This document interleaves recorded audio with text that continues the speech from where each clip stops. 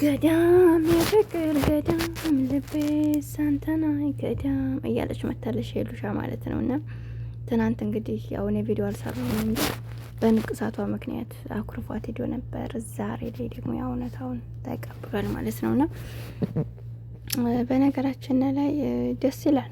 ያው እሷ ግን ንቅሳት አይደለም ሄና ነው አይደል? አሰላሙ አለይኩም ወራህመቱላሂ ወበረካቱ። ውድና የተከበራችሁ የቻናል ቤተሰቦች እንዴት ናችሁ? ደህና ናችሁ? ሁሉ ሰላም፣ ሁሉ መልካም ያለው አልሐምዱሊላህ። ለቻናል አዲስ ከሆናችሁ ላይክ፣ ሼር፣ ሰብ እያደረጋችሁ አበረታቱኝ። ከጎን የሆናችሁ ለምታበረታቱኝ ውድ ሀገሬ ልጆች ከልብ ነው ማመሰግነው። እና እንግዲህ ዛሬ በጊዜ መጥቻለሁ ትላላችሁ እና ልላችሁ የምፈልገው አንዳንድ ጊዜ በህይወታችን ያሉ ሰዎች ሴትም ከወንድ የተሻለ ስትሆን በአንዳንድ ነገሮች ጥሩ ነው። እንዲሁም ደግሞ በአንዳንድ ነገሮች ወንድ ላይ ከኛ የተሻለ ሲሆን ደስ ይላልና ያው አንዱ ለአንዱ ነው። ገብቷቸዋል። እኛ ስናጠፋ እነሱም ያርሙና እነሱም ሲያጠፉ ደግሞ እኛ የምናርማቸው በዛ በታው የምንላቸውን ነገር ደግሞ በማሰብ መመለስ መተራረም ነው እና ህይወት ማለት እና ብዙ ጊዜ ወንድ ልጅ አሁን በገንዘብ ማጥፋት በአንዳንድ ነገሮች ብዙ ነገሮች አሉ።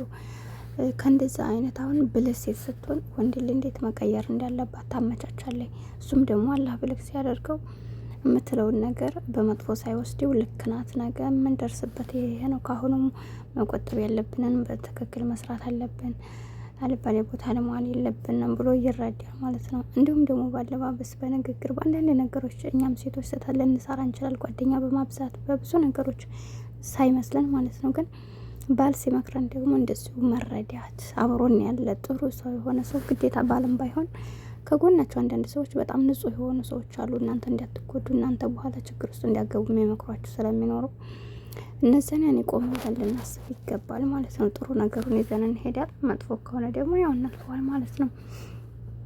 እና ያው እንግዲህ ንቅሳት በማንኛውም ሁኔታ ልክ አይደለም በማንኛችንም እምነትና ከዛ እንግዲህ እሱ ንቅሳት መስሎት ያው ትናንት እንግዲህ አኩርፏት ሄዶ ነበረ። ዛሬ ላይ ደግሞ ያው መጣ፣ እውነቱን አስረዳችሁ።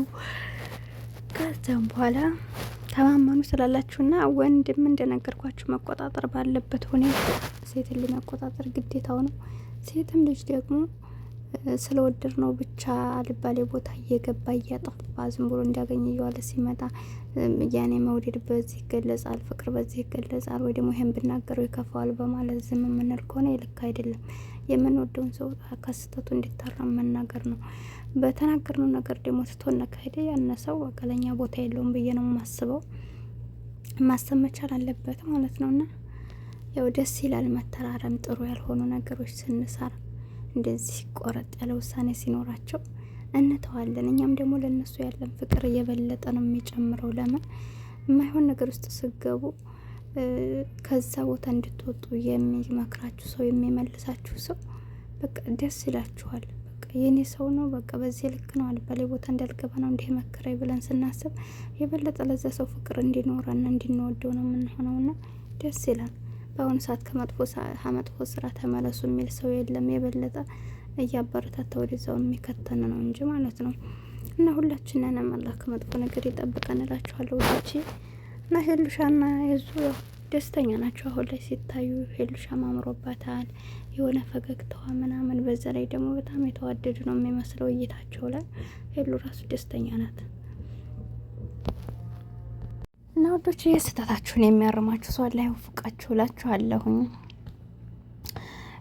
እና ሄሉሻ እውነት ለመናገር ደስተኛ ናት አሁን ላይ።